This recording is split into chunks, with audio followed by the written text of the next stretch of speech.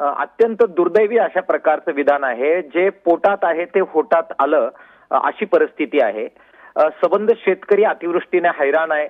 Package जे दिले गेले त्याच्यात मोठी फसवणूक झाल्यामुळे सुद्धा मोठी वेदना सगळ्या महाराष्ट्रातील शेतकऱ्यांना झालेली आहे।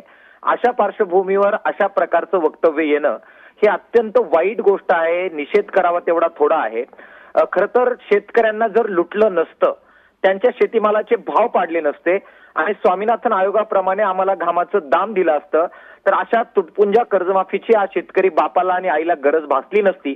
हे लूट वापसी आहे, उपकार कोणी करत नाहीये, कर्जमाफी देतं हे जरा त्यांना जाऊन सांगितलं पाहिजे। अजितदादा पवार यांना शब्द वापरून जपून वापरण्याच्या बद्दलची बरीच समज मला वाटतं मिळालेली आहे। त्यांच्या मंत्र्यांना सुद्धा त्यांनी ही समज द्यावी, नाहीतर अशा लोकांचं काय करायचं याचा निर्णय शेतकरी चळवळीला घ्यावा लागेल।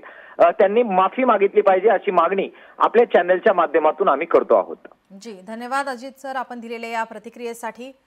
आपण पाहतो या ठिकाणी मंत्री बाबासाहेब पाटलांचं कर्जमाफीवरून हे वादग्रस्त विधान, यावर आता आक्रमक प्रतिक्रिया, राजकीय वर्तुळात आता चर्चांना उधाण आलेलं आहे। लोकशाही मराठी ऐका, पहा, जागरूक रहा।